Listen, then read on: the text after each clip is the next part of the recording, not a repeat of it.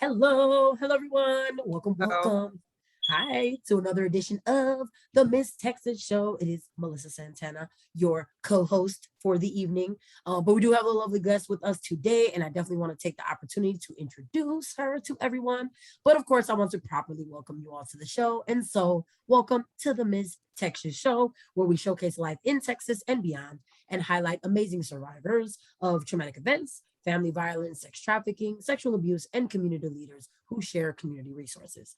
Under our segment, Military Time, we invite military and veterans who would like to share with us their experiences during and after their military service. We run this segment in partnership with the National Veterans Chamber of Commerce, and we would like to invite those who have overcome traumatic events and would like to now share and are ready to help others. Under our Beauty for Ashes segment, we invite fellow pageant sisters, winners, nominees, artists, musicians, actors, models, and dancers, as well as survivors who are now ambassadors for the cause and are ready to share with our audience their lives and the impact they have made.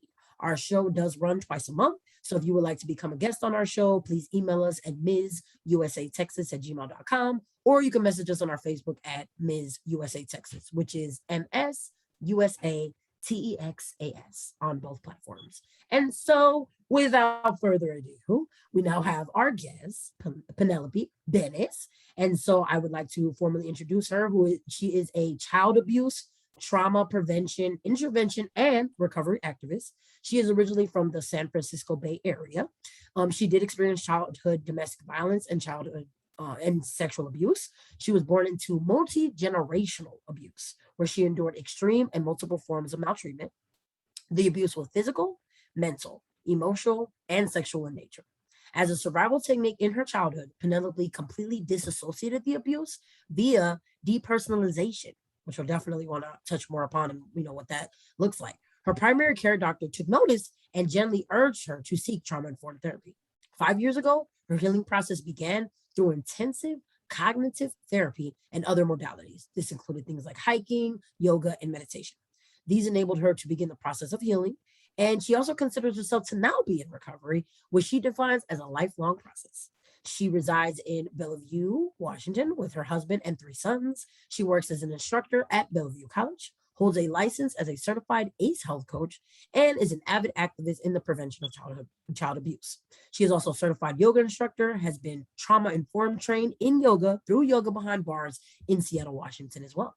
And she has published Healing from Abuse, How Outdoor Exercise Can Energize and Awaken Our Minds, Lift Our Spirits, enhance our cognitive performance, and help alleviate depression, which can be found on the NAASCA website. Penelope, who is a member of the NAASCA, also serves on their board, holds the title of the NAASCA's Washington State's Ambassador, and hosts the Monday and Wednesday edition of their Stop Child Abuse Now talk radio show. So without further ado, obviously no small feat. There's a lot that's been accomplished, a lot that we can discuss. Penelope, could you please give us the great pleasure of, an honor of introducing yourself, telling us a little bit more about you and just, kind of how you got here in your journey? Thank you so much, Melissa. Thank you so much. It's such an honor, first of all, to be here to make the connection. And so I want to express my gratitude for the opportunity. So thank you. Thank you. And yes, it's really hard to talk about our trauma, to talk about any trauma, to talk about our trauma. But I also really have gratitude for the ability to do so, because I think that's part of healing. And I feel that, I've made a choice to address the trauma.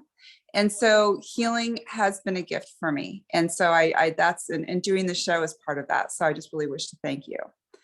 It's, you always think where to begin. And what I can tell you is, I used to not like to tell my age, but I think chronology is important to my story. Because as I mentioned, my healing really began 5 years ago. And that was when I was 46 years old. I'm 51 now. And so if you'd asked me, before I started, and I was urged by my primary care physician, as you mentioned, he noticed something. He said, you cower when you're bullied. I was in a work situation and I was being bullied by my superior. And he said, you cower. And I think you need to look into that. And so before he had said that, if you had asked me, tell me about yourself, tell me about, your family of origin or what it was like growing up for you, I would have said, oh my gosh, like everything was fine, normal, normal. I'm just a normal woman, working. I have 3 kids. Yeah, I've got some stress, but I was basically in survival mode, right? And I was completely numb to the truth of my history. In terms of I was numb to it because I really couldn't recognize it because I thought it was my normal.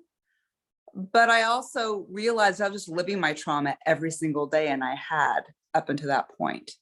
So my answer would have been everything is normal. Everything was great because that was what I defined as normal, which I think is something that's actually profound. Because when we grow up in an abusive home, and I came from a multi-generational, right, cycle, that's what you think is normal. So part of the healing process is having the perspective to go back and realize that what you learned was normal was not normal.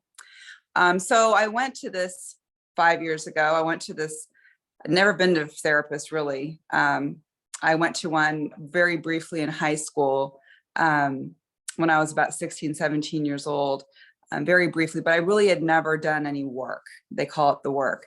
So I went in and I thought, well, what do you do at a therapy session? So I thought, well, I'll just make a chronology of my life, of events that have happened in my life. I mean, maybe that's important. So I just took out a little piece of scratch paper and I just started writing things out, right? I had after I wrote everything, and I had 26 things on this list, right? That I didn't even think anything of, And so I went into this therapy appointment and I sat down and introduced myself and, where to begin. So I said, well, I wrote a list. And so I started reading off this list like I was reading off my grocery list. I look back now 5 years later and I think, oh my gosh, that therapist must have been falling out of his seat, right? Because I was flat. And those, of course, were things that I could remember, memories that hadn't been repressed. But now that I think every item on that list was a significant, severe trauma. So that's how it began. That's how my story began. And I've been seeing this therapist. His name is Dr. Weber. He's a PhD in psychology. He's also, I'm Greek Orthodox. I know this is probably not a religious show, but I am Greek Orthodox, so I'm a Christian. He's a Lutheran pastor. I'm not a Lutheran, but for me, just the basis of Christianity and spirituality to play a role. I was happy that I found someone right off the bat. I was referred to someone who was the first person in my life I could actually completely trust, that I wasn't afraid of. So I was very lucky because I hear a lot of survivor stories myself. And I think sometimes it's difficult to find someone to start that process with. But I was very, very blessed and fortunate. So I began this process 5 years ago, and I was able to start really, and I was committed. Once I decided to do something in my life, I accomplished what I wanted to accomplish. I was always never afraid to roll up my sleeves and work hard. And I took that same approach to therapy. What I didn't realize was 2 things. When they call therapy work, it is hard. It's painful. It's painful to go back and to do this work, because if you've become numb or disassociated, or if you think that it is normal, once you start doing the work and you can put things into a different context and reflect, it becomes painful to realize the truth. So I think the work is in the pain and is in persevering through the pain of the work. That was, the basically one thing I learned is that you have to be, I think you have to be tough and remind yourself that you're feeling pain because you've never done this before, and pain is actually progress. The second thing I learned, so when I graduated from college, I took a job in sales and marketing, in sales. And I worked for Xerox, and I was, I had a quota every month, so I was used to working hard and producing results. So what I realized with trauma and working through trauma is that, yes, you can work hard, but there's no destination, and you don't just get to work hard and be done, right? I was like, isn't this like Disneyland? Don't you get a couple rides where you can get a fast pass and just get to the front of the line? Like I didn't, there's no fast pass to healing. you have to go through all of the steps. So I learned those two things, that, I had to learn to be patient. I had to, so I had to learn that I had to change my mindset too, that to do this work, and to really, really commit myself to it, I had to realize that it wasn't like my monthly sales quota, that it was going to be, the destination. The journey is the destination. And that took some time. Yes. And I appreciate you sharing all of that, because I definitely think that it's wonderful that, you had those lessons. And so, because it's never easy, like you mentioned, to be able to do that and to be able to face those things. But I think it's wonderful that not only have you had that experience, but you've also been able to process it enough to know what you learned from it. And you're also humble enough to know that, you're going to keep doing it. It's nothing that stops, and it's all that. A couple things that I think was amazing, and I'm looking forward to hearing more about, is that we've actually had individuals on the show before who have not felt as comfortable about therapy. And so I think that, sometimes it might be not a good fit. They might have heard a negative message from them. So I'm just so encouraged, though, because in your case, thankfully, it was something positive. And so, like, you did have a favorable experience. It was somebody with great, all that. I'm curious, how you found them, how that, relationship has been, how that's helped you on your journey and all of that.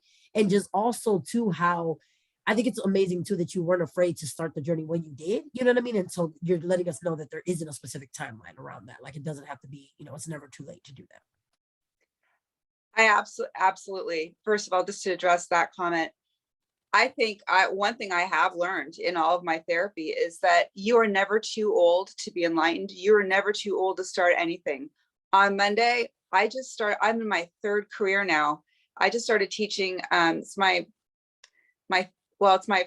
in my fourth year of teaching at our local college. It's a state college. But I took on an additional responsibility during COVID, teaching a brand new cohort of students.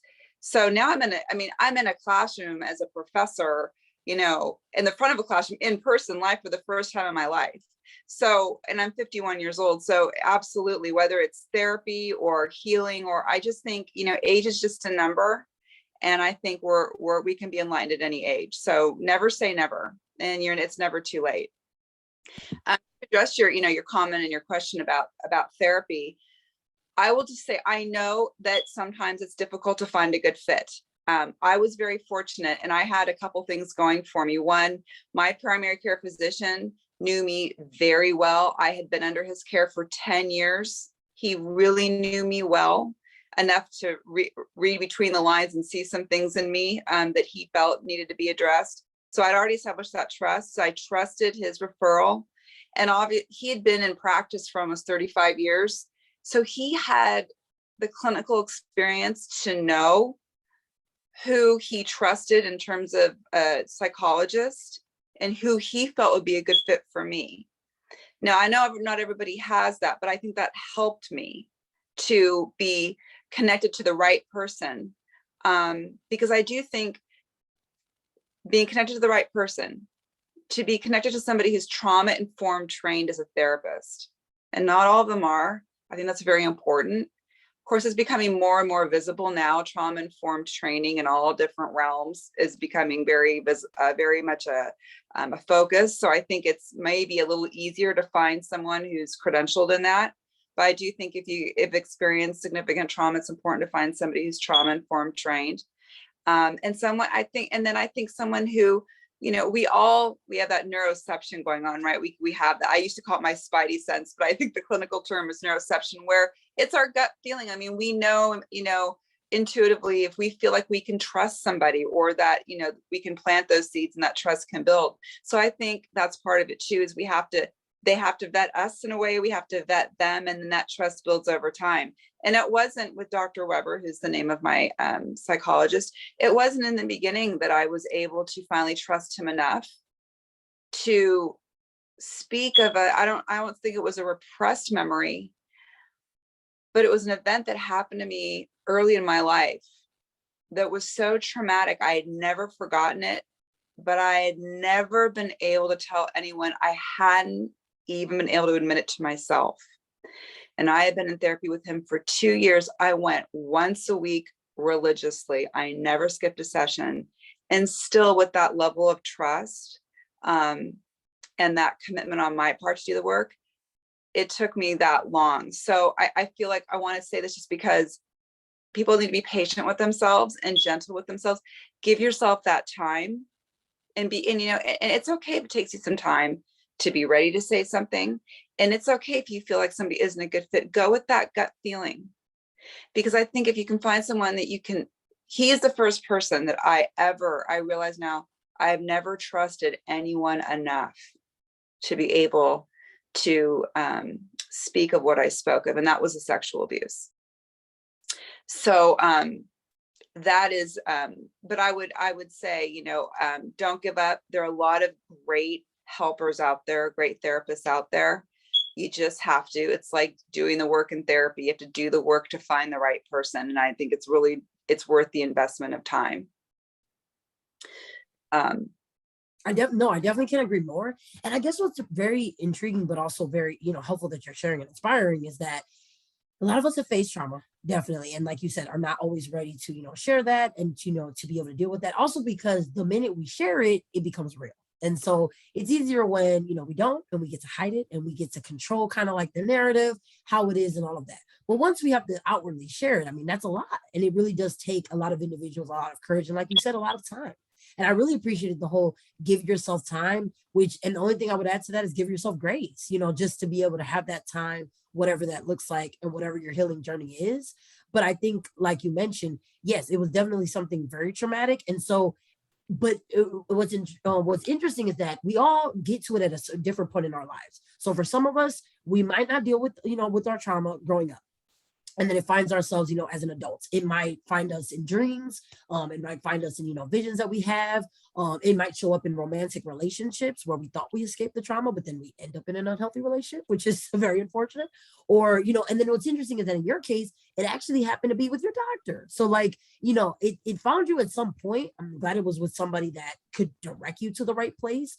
But it's just so interesting how we all get there at different times and how your doctor noticed these specific things about you, which I think are interesting. And so before we get into because I definitely wanted to also go back to trauma informed and what that looks like and all that.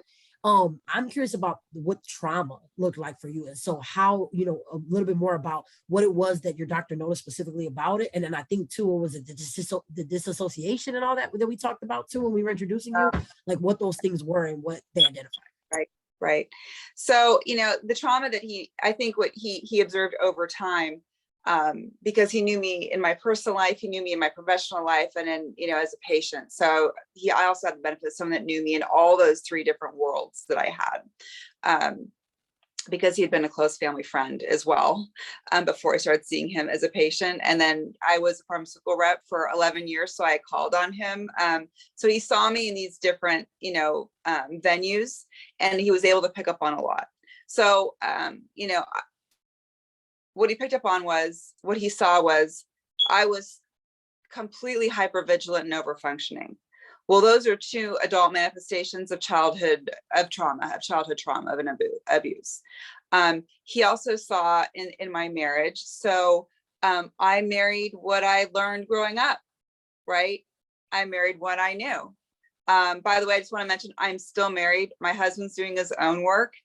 So he's a little bit behind me in terms of time, but we've shifted some patterns in our marriage, and which is a good thing. So I just want to let you know that, there have been some significant changes in my marriage as well. So it's been a good thing. But he noticed, I think, the dynamic of the marital relationship, and noticed that things that he observed, and now I can say verbal abuse, financial abuse. I'm sure for my doctor, he was like, oh my gosh, but I was, like I said, I don't know if I was it was what I knew, that type of treatment was what I had learned. So I didn't even know that it was abusive. Right. Or I knew it was, I knew it being spoken to, being verbally abused hurt, but I thought that that's what love was. Right. I thought that's how I deserved to be treated. That was normal, even though I knew how the hurt that I felt by the way I was treated. I never knew anything different. So, and that really, so I don't know if that answers your question about what this doctor had observed, but I think that was enough for him to say, I think you kind of know when you see, you know, those kind of dynamics in a marriage. And like I said, those adult symptoms, you know, manifestations of childhood abuse, you kind of know there's probably a lot more beneath the surface that needs to be addressed. So when I say I was living my trauma, I was living my trauma in those respects by the adult manifestations of the childhood trauma. I also, so let's get to the dissociation, right? And the numbing. So I would say, you know, I was born into two parents who had learned patterns in their families of origin. That was, you know, these patterns had gone on for generations. The patterns were extreme. So I was born into the extreme patterns. The first thing I wrote, I was encouraged to journal write, you know, after that first therapy session, the first thing I wrote is, why is she screaming? So when I say I was, from my earliest memory, in fact, my father would joke, my first words were, I can't stand it anymore, because my mother had a very hard time with self-regulation, I think. And she just had a hard time being a mom to a newborn baby. And from my earliest memory, I don't know. Now, I've never done scream therapy, but I think this must have been it. My mother would scream these literally visceral, piercing, all body. It would take like every muscle and bone in her body. She would just scream for like no reason at all the time. This happened on a daily basis, multiple times a day from my earliest memory. So you think about, it was like living in a landmine, right? Because these screams were scary, they were unpredictable. So I was living in a very unstable environment. And I know now, you know, from the work that I've done, the research, that ages like birth to 3 in terms of a, you know, that development for a child, and just feeling, you know, feeling that nurturing, right? That infrastructure is so important. And there was that screaming was, and that environment was so unstable that it's the first thing I wrote about, why is she screaming? And I started having anxiety and panic attacks when I was 3 years old. I remember them. And those lasted a long time. I remember I would just constantly have, and now I can say what they were, but at the time I just could feel them. So I was still aware of what that felt like. Like I said, they went on for some time. I believe they probably, those panic attacks lasted until the first time I completely split. So getting to the dissociation. So your body goes into, as you know, I don't want to get too down the weeds in this, but when children in an unstable environment, their bodies, you know, we freeze up, right? Our bodies go into fight or flight, and they kind of get frozen. And so all this trauma that was happening in the house, my father was physically abusive. Getting the black belt on a bare bottom was just a normal punishment for me. I mean, we didn't have timeouts. We didn't have any warnings. We just got the belt.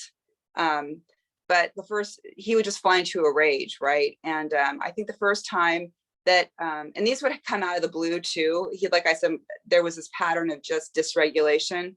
I remember probably I was 4 or 5. My brother and I have a younger brother, a year younger, and we were just probably getting into a little bit of mischief. And he got so angry with us, he took both of us by the hair and he banged our heads together as hard as he could twice. And I'm sorry, so trigger warning. And I remember, oh my God, it really hurt. But it was after that, there were other events like that. Now I say, I got the black belt almost every day. Now that is abusive, but I consider that normal. But there were events where he completely dysregulated, lost control, and I was beaten on a number of occasions to where I was unrecognizable, and I probably should have died. I was thrown across rooms. I landed on my head. I landed on my spine. And then that's when the beating started. So the first time that I completely split was during one of these occasions where he just lost control. I was punched so hard across the face, I flew across the bed, landed on my head on the hardwood floor, landed on my spine. I remember it really hurting. And then the next thing, he had straddled me, he was on top of me, and he was punching me in the face as hard as he could. I remember trying to fight him off, and he was more than 100 pounds heavier than I was. When I wasn't successful doing that, I remember completely leaving my body. I think that was my second line of defense. So I remember leaving my body, floating up above and looking down and seeing the scene. And I didn't feel anything after the first punch, after I left my body. So that's depersonalization. That's a complete split. I could hear my siblings screaming for him to stop. They'd been locked in the room next door, so they couldn't come out and help me.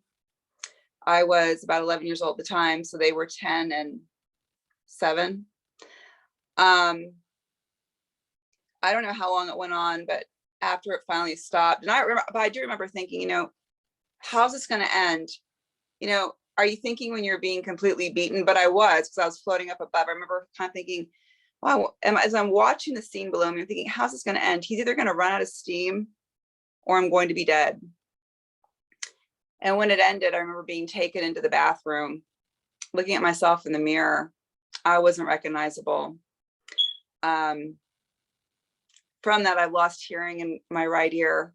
I lost an adult, because I was 11 years old, my adult canine, the nerve was deadened. So I have a crown on top of a root canal. And I've had a lot of concussions from those types of things. But I still couldn't feel any pain. I never felt any pain in my tooth. It wasn't until I I didn't even know it was dead. I was 38 years old, went to get a root canal, and the numbing agent wouldn't even work. The first time I ever felt pain in that tooth was when it was dead. I shouldn't have felt anything. I was 38. So that's what dissociation can do. You completely split, and with splitting, you're numb to the pain. So those panic attacks ended, even though I was still in the same environment with the screaming. I just had become completely frozen and numb. So when you split from your body, some things happen. You can't really feel pain, or if you feel pain, you disconnect. It's called your ability to interoception, to feel your internal body, functions, like being hungry, having to go to the bathroom. I was completely disconnected from those.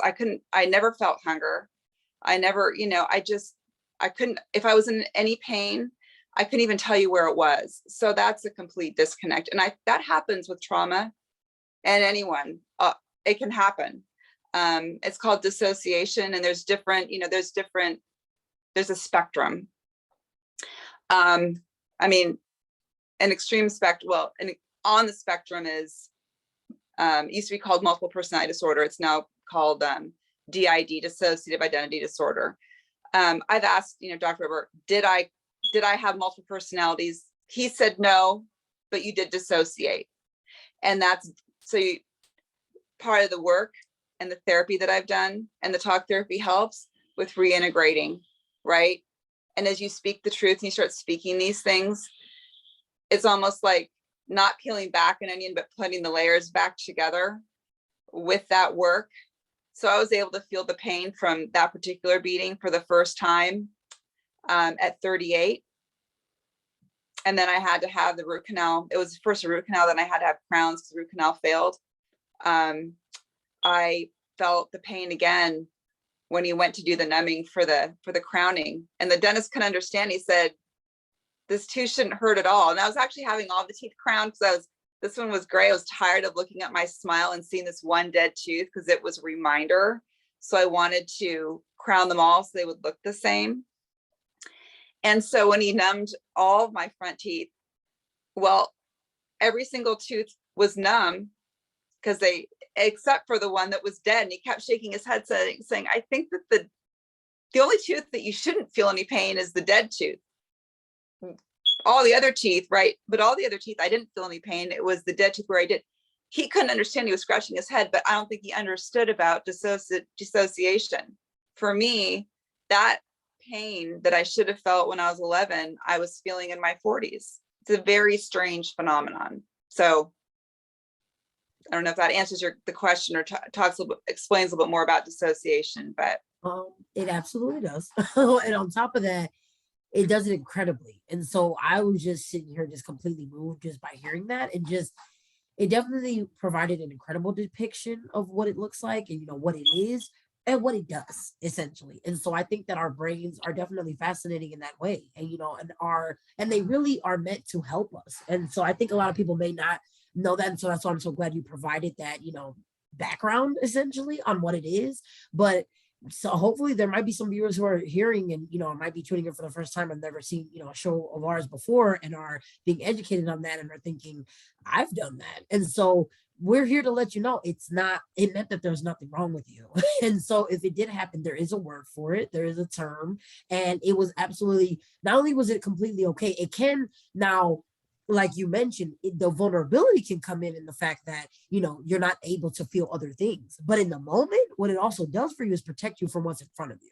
And in the moment, your brain realizes there's way too much going on. I see that.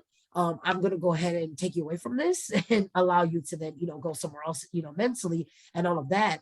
But I think too, what's incredible about what you're saying is that you've come to terms with it. I mean, you had incredible, work that's been done around it, and you've had a great professional who's helped you to see those connections. But the reintegration is also really interesting, because I definitely think we've touched on this association, definitely didn't go into it as much as you did, which I appreciate, but also just that that piece after it. And so now that you know about it, now that you know it exists, putting in that work to then reintegrate, like you said, with yourself, and essentially you're connecting back with yourself, because there was parts of you that you didn't even know, that you had not explored, that you didn't even know were necessarily occurring. They definitely were there. They help protect you. They're part of the reason why you're still able to be with us today, thankfully. Because like you said, you literally had every reason to not be alive today. You're like literally a walking testament. And just I'm completely moved, but completely impressed, but it is just also inspiring. And it's just that piece of like, and that's what can happen, and that's the power behind sharing your story and, engaging in that healing and, what it can do. I feel like you had some thoughts that you were trying to share on that. Pardon me? Or did I see? Oh, I thought you had particular thoughts on that part in particular. I saw the head nodding. So yeah. Yeah. So, no, I mean, yes, absolutely. And I think you're, well, to the point of reintegration. So, after, my therapy started, at 46, and I went to go get my teeth crowned at 47. And I had this experience of feeling this pain that had really been deferred. It was, for almost 4 decades.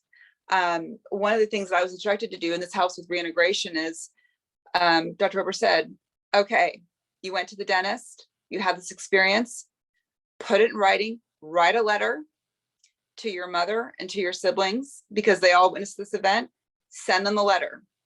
Because that also helps when you actually take something like that then and put it in writing and send it. That's also bringing you back into the truth, right? To bring those events to life. Because like you said, part of dissociation is numbing the facts, right? Or right, numbing the facts. So that's bringing those facts to life. And it was, and I did it. And of course, I always did what I was, instructed to do. I trusted Dr. Weber. Obviously now by this point, I wrote this letter the next day, I sent it off, and it was the next session. So here's what happened in terms of the reintegration too, and being able to bring up the, a repressed memory that I had never forgotten, was never able to speak of, is that I was able to go into his office the next week. And the first time of my life, I admitted to myself and to Dr. Weber that I had been molested. I had been molested. And I remember it. I never will forget how it felt, that it happened, and the shame and the overwhelming shame that I carried with me. And so that is part of reintegration. And it was tough. It was hard to finally, I remember sitting in his office ready to tell him. I remember trying to get it out, and it got stuck in my throat. And he sat there very patiently. I think he knew that something was going to come. And I tried a few more times, and finally the words came out. And so that's part of reintegration as well. But taking what you then bring back up to the surface, and by writing or whatever modality works for you to make that then experience real, because that helps to, the more that we can bring out from what we're suppressing, that's part of healing, right? The suppression of the truth and of these events is what causes us pain from this trauma, and being able to bring it out into the open, and address it makes it, that helps the healing process to move forward. And I can tell you, the most, the deepest duress and grief was actually having to name and say out loud what had happened to me in terms of the molestation. And I can see why I can't speak for anybody else. It took me over 4 decades to be able to speak of it. And I think I had to be at the right place in my healing journey, that my brain, my adult brain, was ready to deal with that kind of pain. And that was, for me, that was progress. And I would just say to anybody who is at that place or has something like that they have not been able yet to verbalize, I would just say that, again, show yourself grace. The pain was, I almost didn't think I would survive it. The emotional pain. But being on shows like this, Miss Texas, having other people that have walked in similar shoes, being able to process through it with people that understand, going to therapy, it helped, and time helped. And eventually that emotional pain, and I truly didn't know if I wasn't going to kill myself, but I couldn't see a way to to work through that pain, right? I didn't see an end in sight. I just thought, I have a lot to live for, I have a lot to live for my children, my husband, I'm not going to end my life, but I couldn't see how the pain was going to end until my life did eventually one day. That's how painful it was. But to be encouraging, it does. It gets better. I ended up having to congratulate myself for being ready to deal with the pain, reminding myself that this kind of pain was a symbol of progress, of therapy. But I think the most impactful thing truly was, and you mentioned NASCA. That's how I found NASCA, because I thought I need to find people. And I love Dr. Weber, but I thought if you haven't been sexually abused and molested, how can you understand what I'm feeling and what I'm going through? I need someone who understands. And so I went on the internet. I looked for a local support group in the Bellevue, Washington area. I wanted to go to like a recovery group. There wasn't one. So I went online. The first name that came up was NASCA, which stands for the National Association of Adult Survivors of Child Abuse. So I went online, I joined their Facebook group. I found out they had these 5 radio shows a week called Stop Child Abuse Now. I found a group of people who all have not the same, but similar experiences. And our experiences may be, somewhat similar, but our feelings are the same. And I found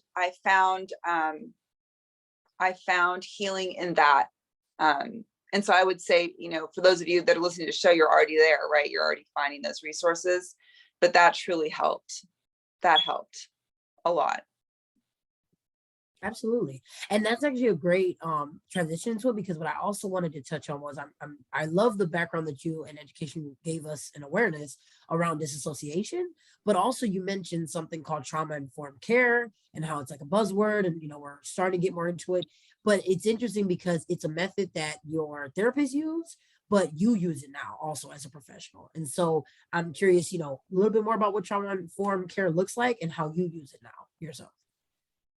So I specifically really wanted to get into the body work because, as I mentioned, with a lot of trauma and dissociation, and the autonomic nervous system goes into this freeze mode where you kind of disconnect from your body. And so the body work, when I talk about body work, I mean, yoga is one. I've heard Tai Chi, but yoga is a great tool, or even meditation. I know there's a lot of mindfulness and meditation. Breath work helps to write with regulation. Yoga helps also because it includes breath work, as does Tai Chi. So when you focus on your breath, you're actually focusing on regulating the nervous system. And with yoga and Tai Chi, you're also incorporating movement.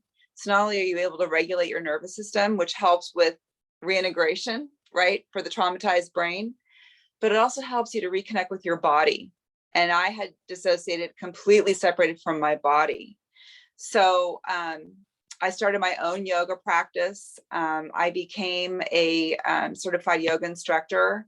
And then because yoga, I had benefited so much from yoga in reconnecting with my body, I was able to finally feel different parts of my body, connect my brain to my body, if you will. I was able to, I didn't realize how much, after having been just my body had been in a frozen mode.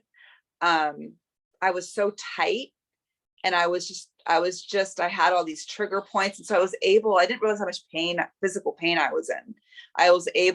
That brought me also so much pain relief.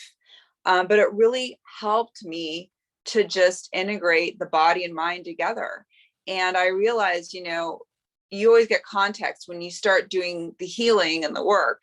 You can kind of see your baseline, where you came from. And I realized how beneficial the body work and incorporating the breath and just the stretching and the strengthening had really helped. And I'd always enjoyed exercise and outdoor exercise anyway, that I wanted to know more. So trauma-informed trained. So not only is it breath work, you learn how to use the breath to help regulate the mind and then connect to the body, and trauma-informed trained work for yoga, but also the language.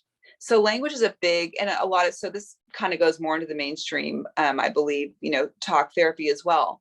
But, when we're in, a trauma is really just an event. Obviously it's traumatic. And a lot of the times it's an event you don't have any control over, like maybe COVID, I don't know, child abuse, a plane crash, a car accident. And so, a lot of times we don't have a choice. So trauma-informed language. So even in yoga, even giving a small choice, like, okay, we're going to do a lunge. And I give my class, and part of the trauma-informed training is I give them choices. Here's 3 different ways you can do it. And, you end up thinking, oh, I've got a choice, because so many times you don't have choices. I also use words like notice. I invite you to experiment with, notice, how often do we take the time to notice how we're feeling, right? To give our bodies that grace and that respect, right? And an invitation. So I give my students an invitation to do different things where they're not forced to, so they have a choice, right? So the language, the choices, the breath work. So all of that helps to address, to help with the regulation, and just create a safe space. And they might be small choices, and it might be for a short period of time, but what you learn on the mat, you can take out into the world. So the benefits become beyond the yoga mat. So hopefully that gave you some insight as to the trauma-informed piece of the training and the yoga. Absolutely. And of course, as always, incredible insight actually into it and all of that. I definitely appreciate the clarification and just, what it looks like and how you use it, effectively as well. But you definitely mentioned something that is, I agree, very powerful, which is language. And so how we use it, how it affects us, the impact of words and, how we use them. And so I think with that being said too, I know that you, speaking of like sharing a message and all of that, have the publication that you made. So like you're doing great work with the whole yoga and being able to do it from a trauma informed lens and from that kind of perspective. But you also led you to eventually create, this publication work. And there's a lot that you shared there. So I'm definitely curious to hear how you got to that point, how you made it, how it's doing, where individuals can find it, everything related to that. So thank you. So regarding the publication, so it's available on the NAASCA website.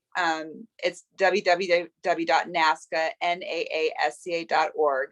And it's just, because I worked in the pharmaceutical industry and I do really respect clinical information. I always like the science behind why something is effective.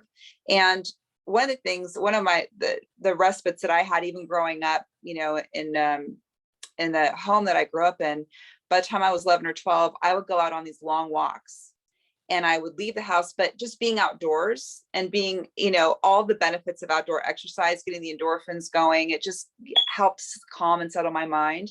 I was very interested in learning about the scientific benefits of outdoor exercise. So I took some kinesiology courses and I became actually a certified health and wellness coach, as I mentioned.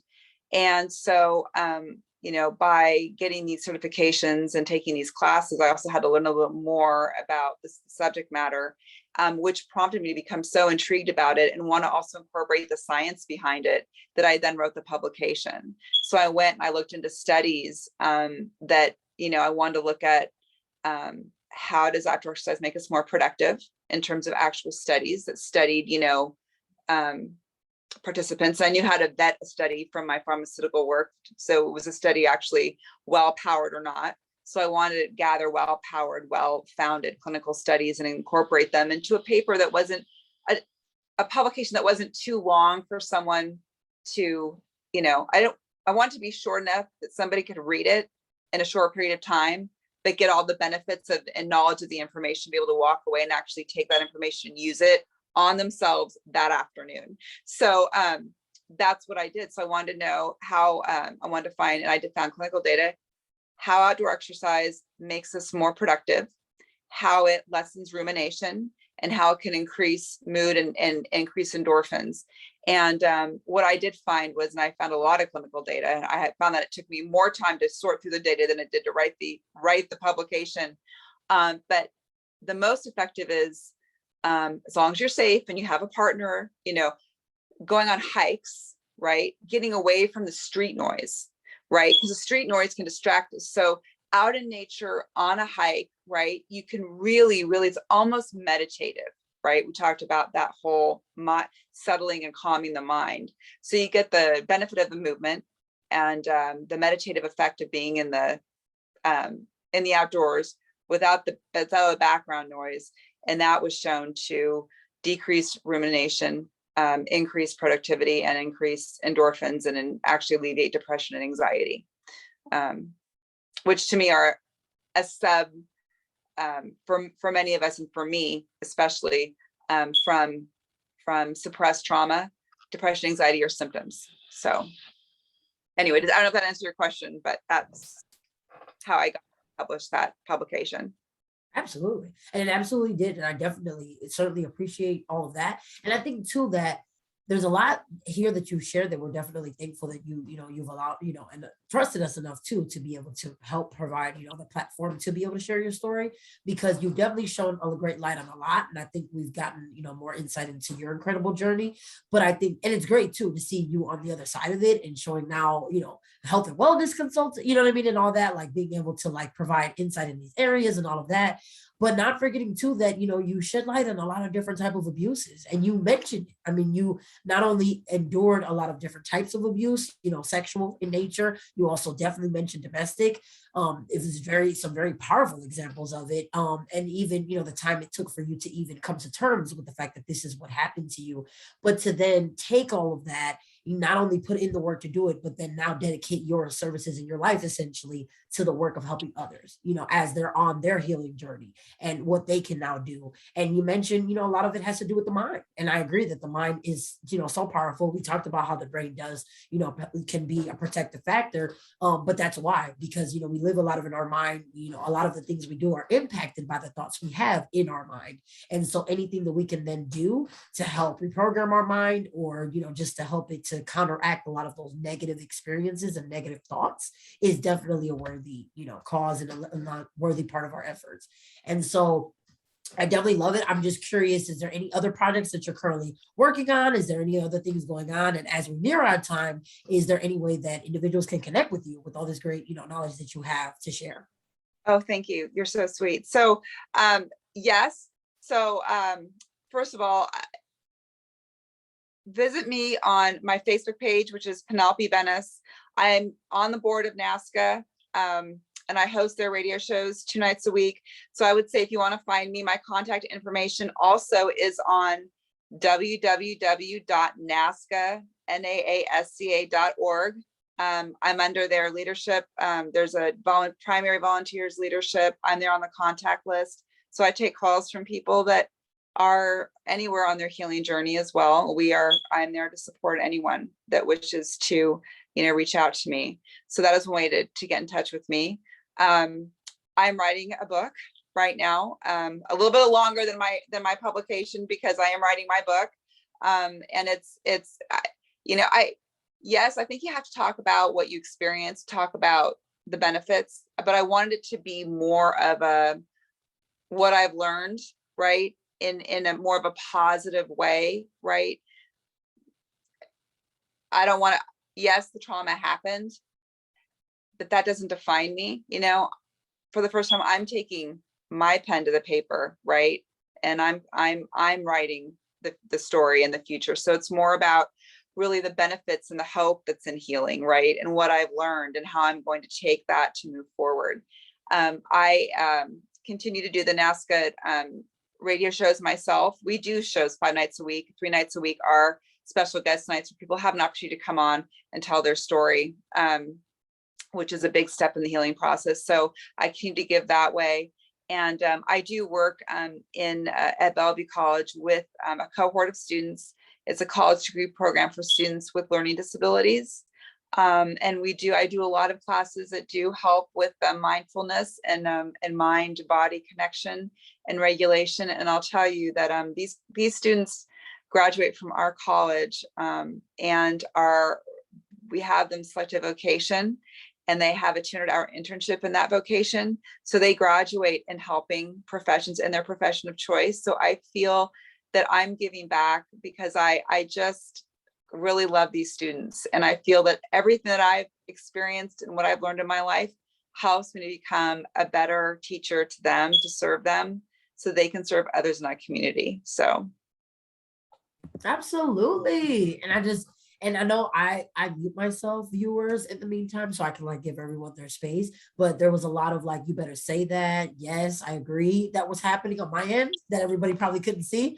But I agree, especially when you were saying, I'm the one that took the pen to the paper now. I'm the one that's taking ownership. It was a whole bunch of snaps and validation on my end that I was saying. They couldn't hear them, but that's what I was saying. But absolutely, I agree. And I think it's just a great, wonderful way to then take, put your pain into purpose, and turn that into it and, be able to do something, but also that's gratifying, but that helps others as well. And like you said, you're being the person that you wish you could have had, somebody that could relate, who had also passed through the experience, can let individuals know that they're not alone, can relate on some levels as well, and be more empathetic than others who, can provide that sentiment, but at the same time, don't have that same background and knowledge and experience. And so, you're being the person for others that you wish, somebody could have been for you. I mean, we know exactly. Shout out to Dr. Weber, though. We know that he's great and wonderful primary care physician that you had, who also happened to be a family friend, and that's why relationships are also so important. But it's just great that you can be that person for others. So one more time, if you don't mind sharing your handle, and then wrap up our time together. So once again, where was it that everyone could find you? So I think that the easiest way to find me is to go on www.nasca.org under the first tab. So I'm on the board, and all my contact information, which is my Facebook page and my email address and even my cell phone number is on there. And I'm on there because I want to be someone that anybody can call at any time if they need to talk to someone, or if you want to talk to someone for the first time. So that is truly the best way to get a hold of me, because everything. Absolutely. Right. It's all in one place. So there you go. You've heard it. And so hopefully anybody listening, like we definitely encourage you to connect, know that you do have another resource, something that you can add to your arsenal in your community, and definitely can hopefully help you wherever you are. And so with that, Penelope, we thank you so very much for your time, for everything that you have shared. And like I said, for trusting us, and all that, and sharing your time with us. So thank you. And thank you, viewers, for tuning in. Thank you so much. Thank you. So appreciated. Absolutely. Sure.